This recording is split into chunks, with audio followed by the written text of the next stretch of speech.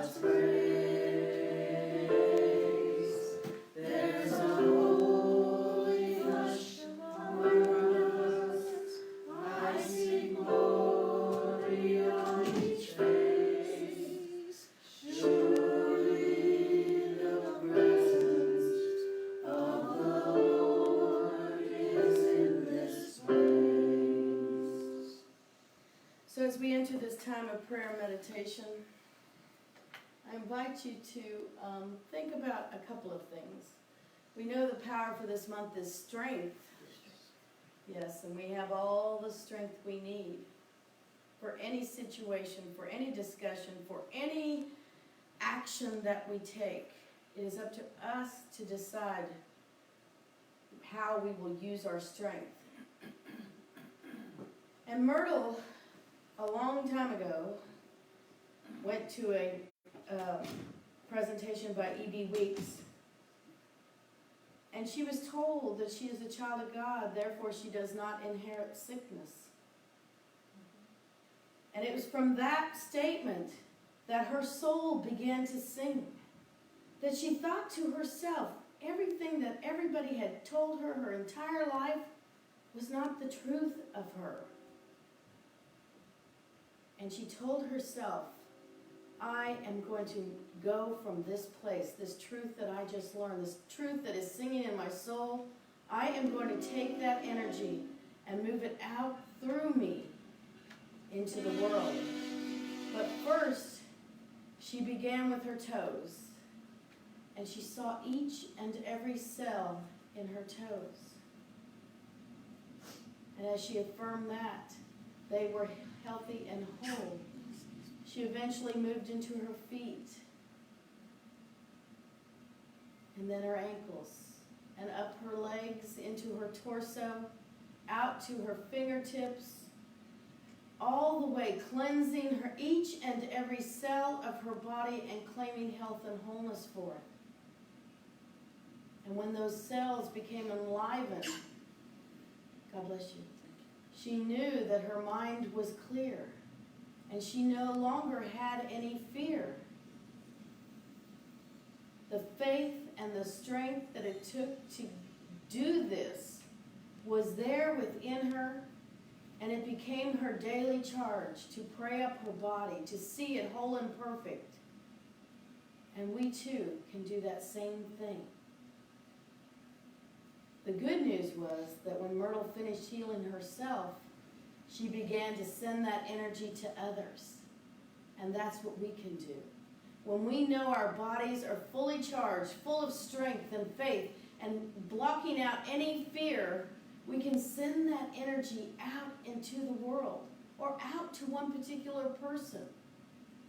Wrap it in love with a big bow of love and send it to them for whatever condition is afflicting them, or the appearance of lack, or what we call not healthy, because we can hold the truth for each and every person.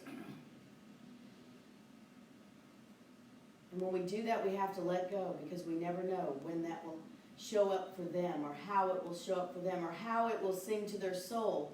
But as long as we hold that within ourselves as sending it out, then we can continue on our journey, that prayerful journey. So I invite you right now that if you have any kind of ping in your body, I call it a ping, a sore knee or a sore hand, or anything that you feel is blocking your perfect health, I invite you to take and send love and send health and wholeness to that particular spot where we enter the silence. Now, if you are feeling strong and healthy and you don't feel like you have any pings in your body, then focus in on somebody that you know could use that energy and send it to them.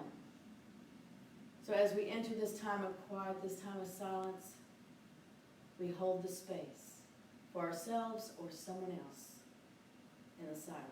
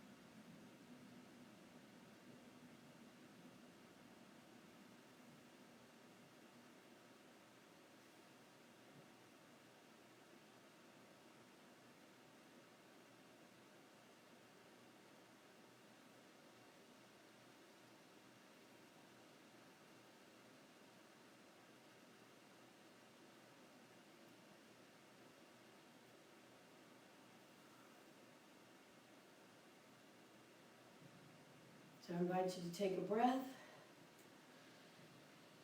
and release.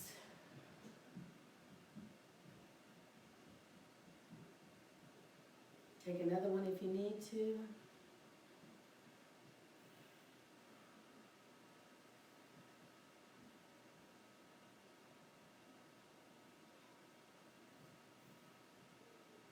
And if you will, affirm with me, I am truth.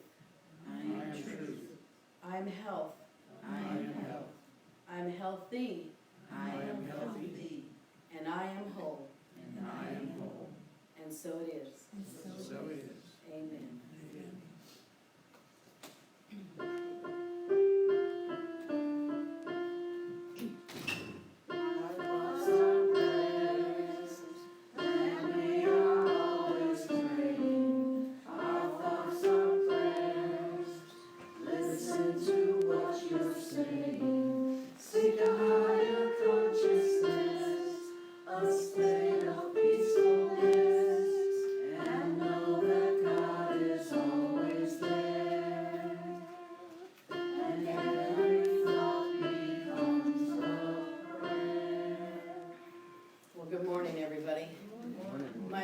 Today is titled Celebrating You. I love this little picture because it says, you can trust your path. Your soul is leading the way. And that's what we have to do, isn't it? Just stop and allow our soul to lead us in that direction that we know is perfect truth and perfect health. And you might be wondering why celebrating you is a spiritual practice. But it really is. We just have to approach it correctly. And of course, this message came to me from this Lenten booklet because I looked up this Sunday's message in there, and it was really pretty cool because it was the title of this Sunday's message from Eric Butterworth's book, Celebrate Yourself, that made my soul really sing and made me really come alive with this idea. And this is what the title was, Let God Sing His Song Through You. I mean, we could just stop right there, couldn't we? We just think about letting God sing that song through us. What would it be? It would be everything perfect, everything good, everything moving for the highest good for all, not just for us, but for all people. And if we were all doing that, it would change the vision of our world, wouldn't it? Well, anyway, the rest of it that came to me was the following questions. You know, if we're looking at let God sing a song through you, how do we do this? How do we live each moment of the day allowing that song to come forth? How do we allow the music of our soul to sing forth in everything we think, say, and do? Well, I think we have to believe in our own value, our own self-worth first. A lot of people would have said prayer. But sometimes prayer doesn't really activate it out here in the world. So we have to focus in on our self-worth. What we think we are, the value that we have put to our own selves makes a huge difference. We have to see beyond this physical and see the true essence of who we are as spiritual beings. And once we do that, we change a lot of things real easily. I mean, we don't even have to do it. It just happens for us, believe it or not, if we can see ourselves as spiritual beings, because we're immediately changing what we're looking at, the vision that we see out in the world. So, in the revealing word, the word spirit is God as the moving force, principle in the universe, principle as the breathing life in all creation, the principle of life, creative intelligence and life. I love this gift. But the thing is that the word principle we have to look at as God. You know, in metaphysics and especially Fillmore's writings, he uses a lot of synonyms for God. You know, there's life, there's love, there's principle, and really super consciousness is God, divine mind is God, the Christ within us is God, and all of these kind of come to us, and we have to kind of understand them. But it's really, when he uses them in a way to help us define for ourselves how to put it into action. So when you think about a spirit as that moving force, And what is principle? Principle is always the truth, right? Yes. Always there, always what it should be, which is God, of course. But that moving force is spirit. So when we say, I always used to say a lot, we know that the word spirit is that breath of God. Because spirit, translated in Arabic, is breath. So when we say take a breath, we're actually saying allow God's energy to move through you. Right? So we think about spirit as being that of God moving through us, experiencing all that we can experience. But on the human level, we question this, don't we? We question that creative life and intelligence. We think, oh, yeah, okay, God, God's out there, God's here, God's within me, but how do we bring it forth? Why do we question it? I don't know. We have a thought sometimes and we think, oh, that sounds like a good idea. Then we start wondering where it came from, don't we? Yeah. Yeah. Or even when we're driving and we get it into a thought, and then we think, oh no, I'm going to go ahead and go my way. But what the deal is we have to start listening to all that, because that could be something that's important for us. But when we doubt that, what happens is we're doubting our own ability. We're doubting ourselves. A lot of people like to think of self-esteem or self-worth as being the effect or from the cause of somebody else beating us down. But we do a pretty good job of ourselves beating our own selves down with doubt. Because when we have a divine idea, we question it and we say, no, that can't be right. Or we have an idea and we think, where did that idea come from? Because I would have never thought of that. Well, maybe God's trying to get you to think in a different direction. But we doubt it, and then we question, and then we think less of ourselves and later then we kind of bash ourselves up or beat ourselves up because that idea gets manifested in front of our eyes and we go, whoa, that was my idea. But we didn't listen to it. We doubted it. We doubted ourselves. We put ourselves down. We didn't build on that idea of our own self-esteem about the ideas coming forth. And the thing is that we allow our conscious mind, the everyday thinking mind, to run wild with these ideas that we aren't good enough to have God show us something good in our lives. Or we think that, somebody else can't do something for us because we're not good enough. We're not able to have that. But when we allow that to happen, what we're doing is overpowering our subconscious mind, and our conscious mind is running wild, and then we're blocking out super consciousness, which is God, that other synonym for God. Do you see what I'm saying? Mm-hmm. And it's hard to bring forth health or wholeness if you are blocking it with ideas of lack or limitation. If you are doubting your own self-worth, then guess what? You're going to be sick. You're going to be unhappy. You're not going to be able to see the good. All these things will happen because you have created this for yourself. It really doesn't matter what other people have done to you. The good news is that truth is truth, and truth persists. It doesn't give up. So if you are feeling down, or you have doubted your own abilities or your own self-worth, guess what? Truth is going to come in. God's going to come rushing in and say, excuse me, this is what you need. Celebrate you. Celebrate that little achievement. Celebrate whatever it is that you have done that has showed up as good.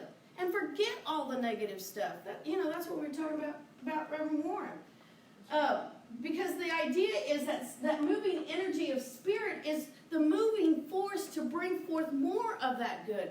Every time you can see one little piece of good that is happening within you, you're starting to spread it and make it grow. And pretty soon, you've got a lot of good things going. And you feel good.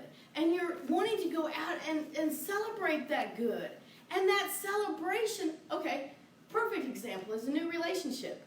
When you're first together, I'm looking at you two. When you're first together, you might be going, oh, you're so sweet. Oh, you're so nice. Oh. But you start celebrating that, don't you? That good feeling. You go out and you do things together and you feel things together. And you want to have more of that experience. Guess what? You can do that with yourself, too. You can do that with yourself, too. But you can also do it more with other people. And the minute you're willing to open up to somebody else and trust, You're willing to open up and trust God.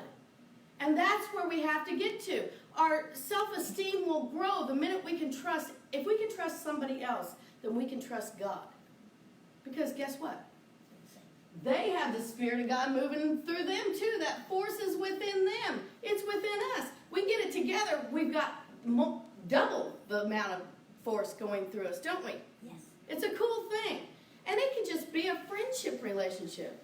I know Bill and I text sometimes because he comes in every week and does all the stuff for the financial stuff and stuff for the church. And we text off and on. And, you know, if I don't text him back, he says, "Are you okay?" I mean, that's a good friend, you know, just checking on you. And it's important to even have those kind of relationships because, again, that is celebrating you. And we deserve that.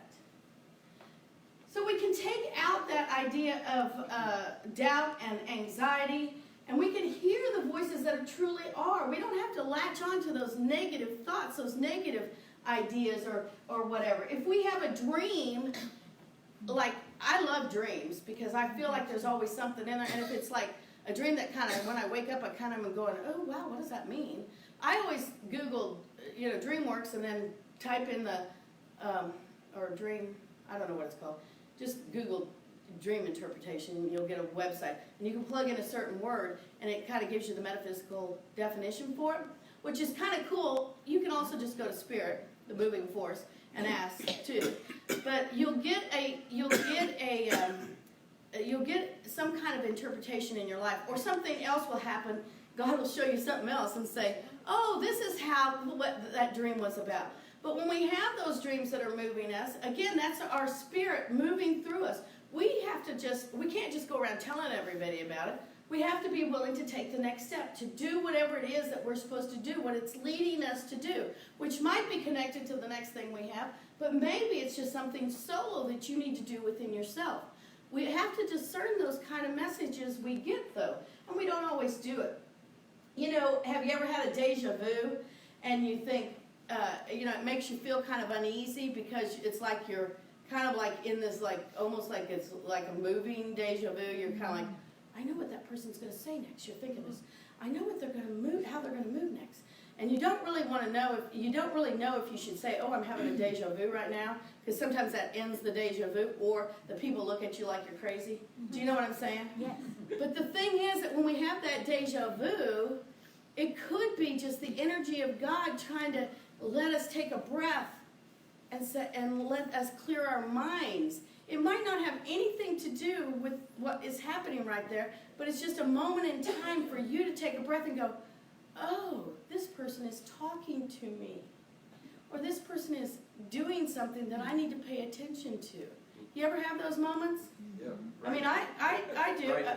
A lot of times, though, what I do in the used to do in a deja vu is the deja vu's happening. So I'm thinking, "Oh, I'm having a deja vu. So let me see, what am I supposed to be thinking about this deja vu?" Instead of taking the pause that God is trying to give me and let me listen to what this person is saying.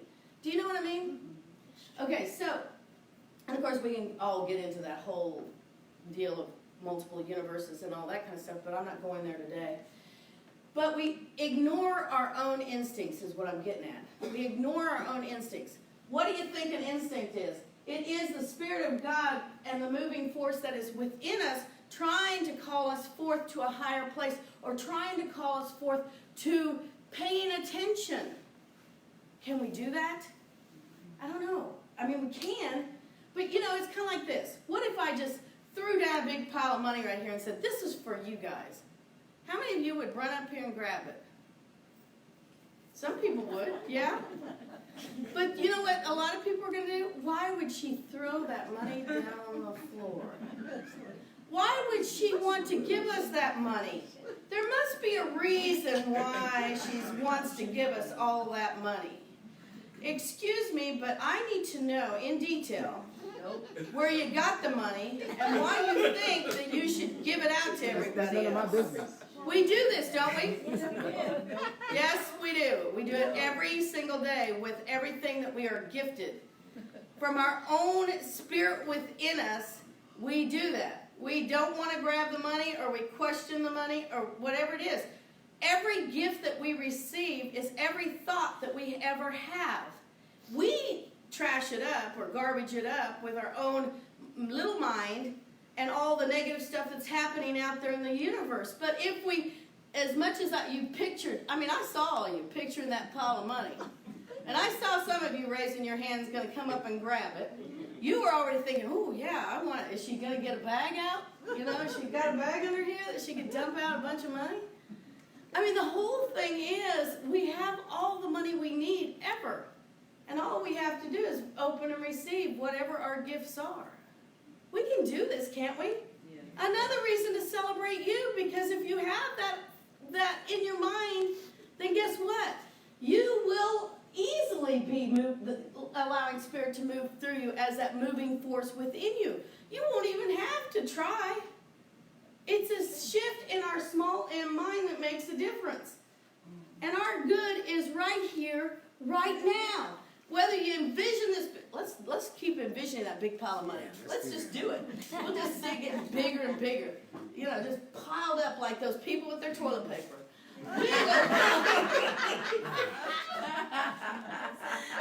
I just threw out there, sorry. Oh my God. I'm not kidding you, I was at BJ's and these people had their cart stacked to where they're like pushing their cart. Not leaving any for the neighbor. I'm like, what is going on? I was totally clueless. The person who doesn't watch the news. Anyway, when we concentrate and listen to the urging of Spirit, our subconscious and consciousness align and bring forth the divine ideas from the superconsciousness. This is when we can easily manifest the idea. You know, people talk about manifesting, and the thing is that if we are totally aligned, we don't have to do a darn thing. I do not have to even move this lid to read those prayer slips. We've already prayed over those prayer slips. Now I pray over them again on Tuesdays, but they're already sending that energy, that moving force, that Spirit of God's already moving through these people that we have written down. We might not have the vision, but the manifestation is happening. And it might not look like we want it to look, but we have the faith and the consciousness to know it is working. Right? Yes. You're all here. Right. I know you do. The power comes through us naturally and effortlessly when we align. And it's such a cool thing because it's like we can celebrate every minute then. And I want to celebrate those minutes with you all the time. Don't you? Yes. Yeah. And the beauty of realizing this is that it helps us on our spiritual journey because it makes it, it's like I said before, you know, you start out with this little itty bit, but then it starts growing and growing and growing. And the more you trust, the more you believe, the bigger it gets to where it's not contained in any space or shape. It is out there moving at light speed to affect all the people that you send it out to. It's people you don't even know. It will happen. But we have to stay true to what we know is truth. And we can't let all the other stuff, the doubt, the anxiety, the stress, any of that stuff.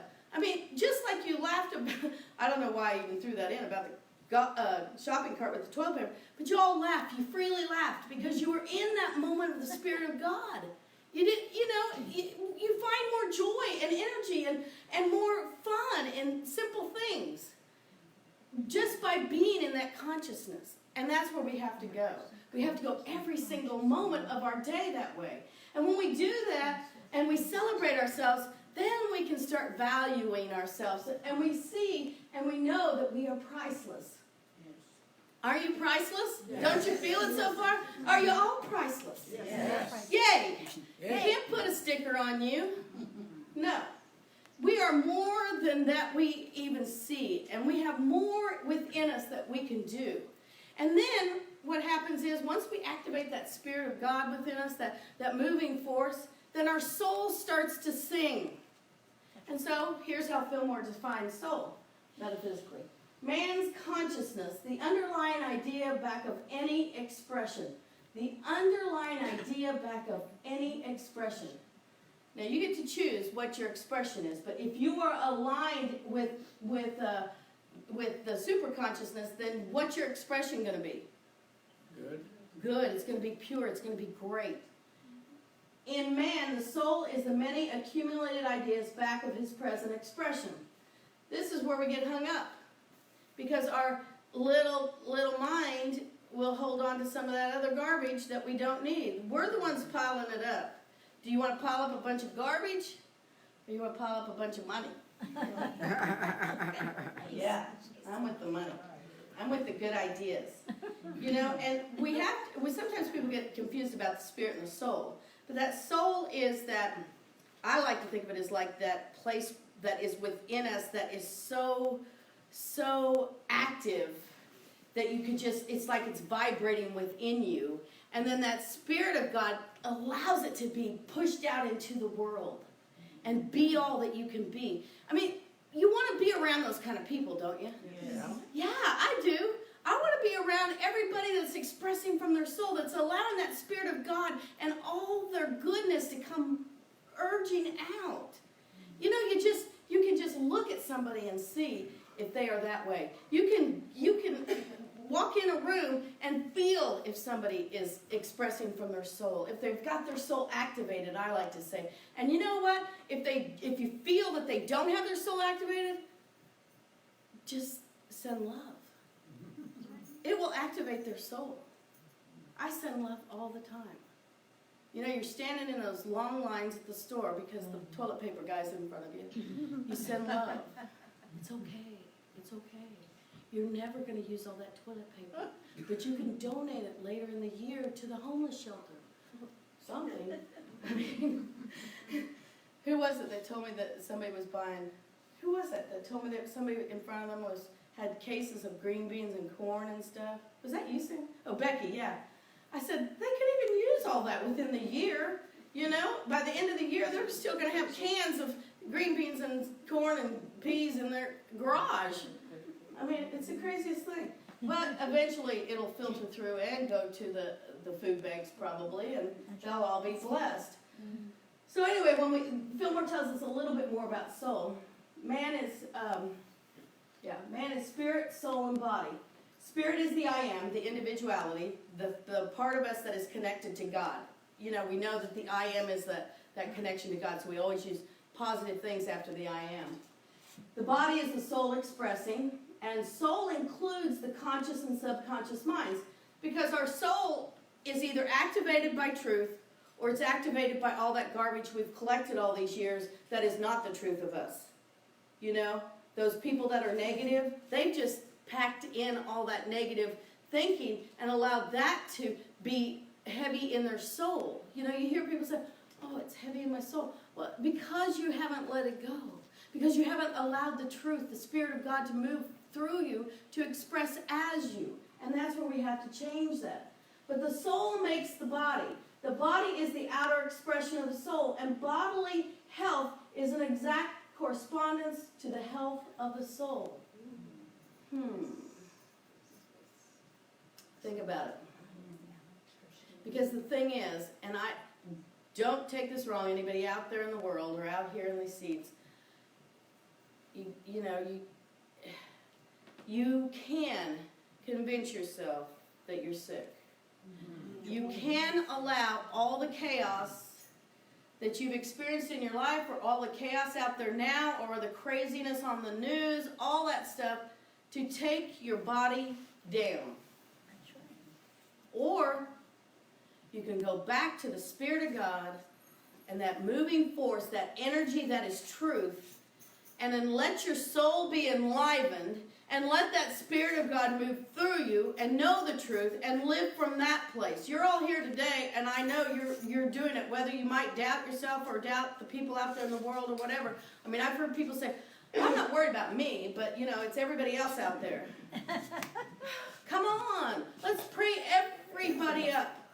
Let's see everybody in the hospitals, everybody out here in the world being that expression of the Spirit of God within them, enlivening their souls. It will make a difference. It will make a huge difference. If just this 20 people can make a huge difference, we can. And we can change the health of other people. We can enliven other people. Don't you want that? Yes. It's so important for us to know that we are responsible for feeding our soul, for allowing our soul to be on fire. We sing before the service. That gets us on fire. A meditation, a prayer can get us on fire. I'm getting goosebumps. So we can all be on fire. We feed ourselves by truth and allowing that Spirit to come through us, as us, to be us. So important. Let's not pile up any more garbage. Let's just kick it to the curb and let's just stay focused on the capital T truth that we are a child of God and we do not inherit sickness. You want to say it with me? I am a child of God. I do not inherit sickness. There you go. Very good. So anyway, we have to watch what we think. We can't get to that stale, stagnant place.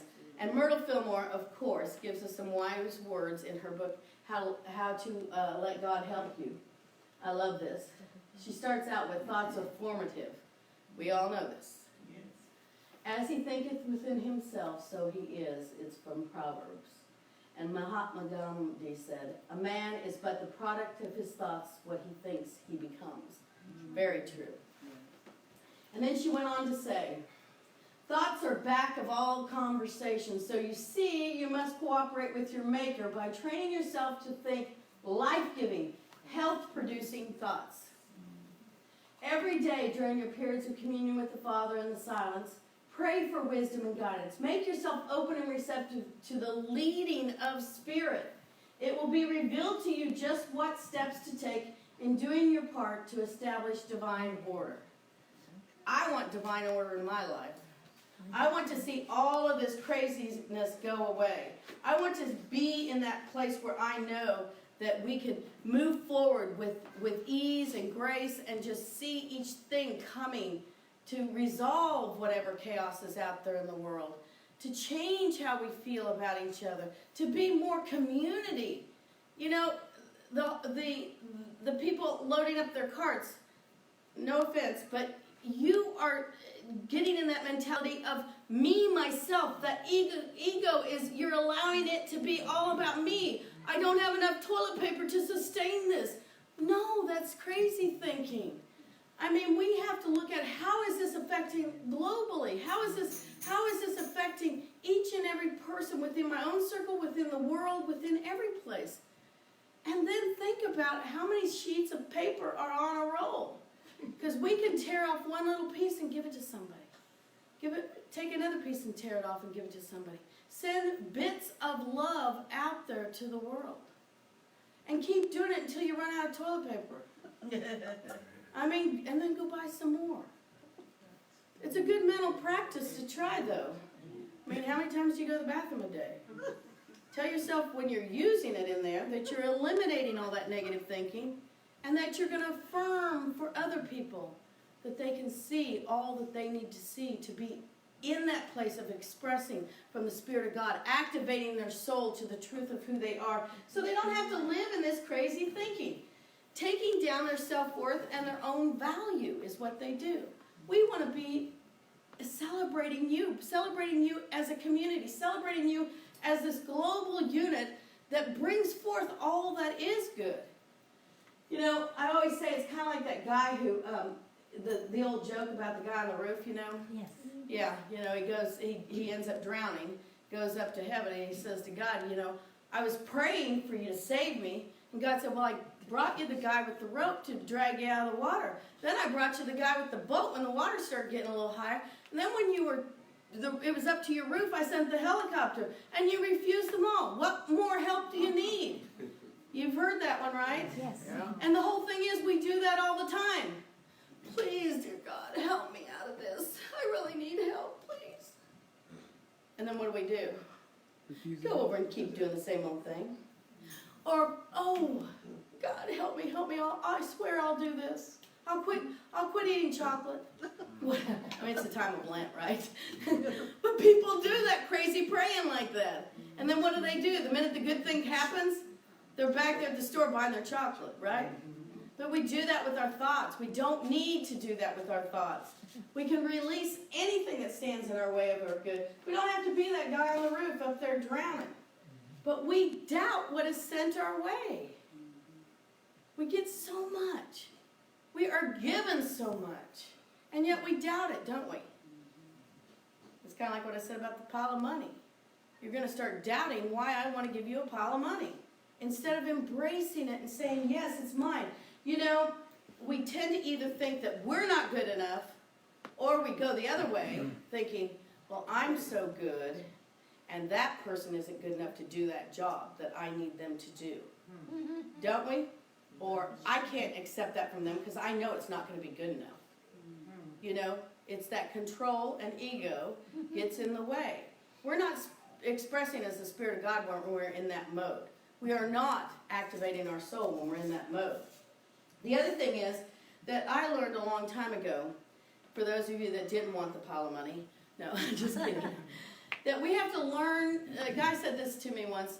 He said, Francie, you give so much to other people, but you don't ever receive. And it was true. I would give to a lot of people, a lot of things. I do a lot for people and all this kind of stuff. You know, money, services, whatever. I was like just being there. And he said to me, you never receive. And it was true. If somebody wanted to pay for my dinner, I said, oh, no, I'll pay for yours. You know, and be so insistent that I would end up paying for it. And then, you know, I wasn't accepting. Well, a couple things happen when you do that. One, you're blocking off your own good. But two, you're blocking off the other person's good because you're not allowing them to be in that flow of all that there is. You're not valuing them as a person. You're not valuing yourself as a person. So what you're doing is demeaning your own self-worth and their self-worth. If somebody wants to give you something, say thank you. Oh, I accept this with ease and grace. I love you for blessing me with this.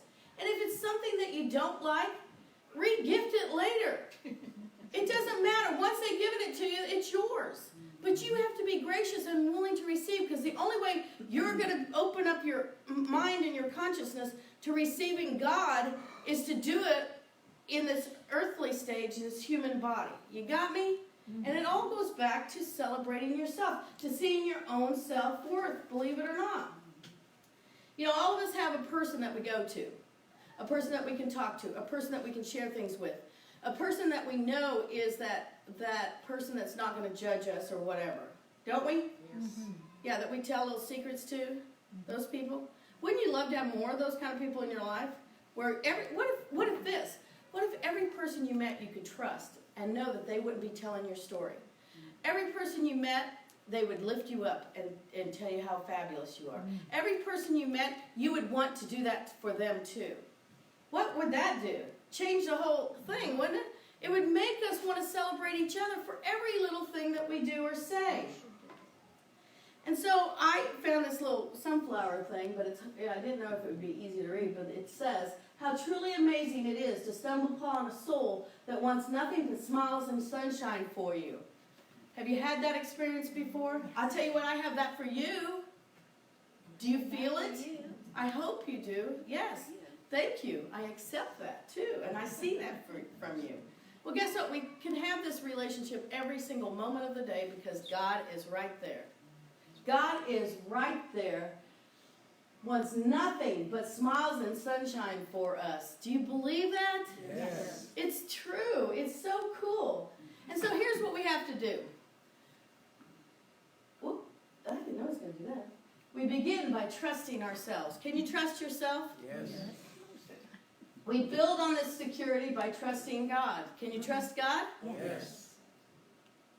We manifest the results by affirming our good and by being willing to accept our good. Can you do that? Yes. Amen. We bask in the abundance of this good by trusting and sharing it with others. Are you willing to try that? Yes. You have to trust others too. That means not just yourself, but others. And when you feel like you can say yes to all these and feel comfortable with all these, then we will see that it's a leap of faith, which is so rewarding. Wouldn't you say? Yes. Yes.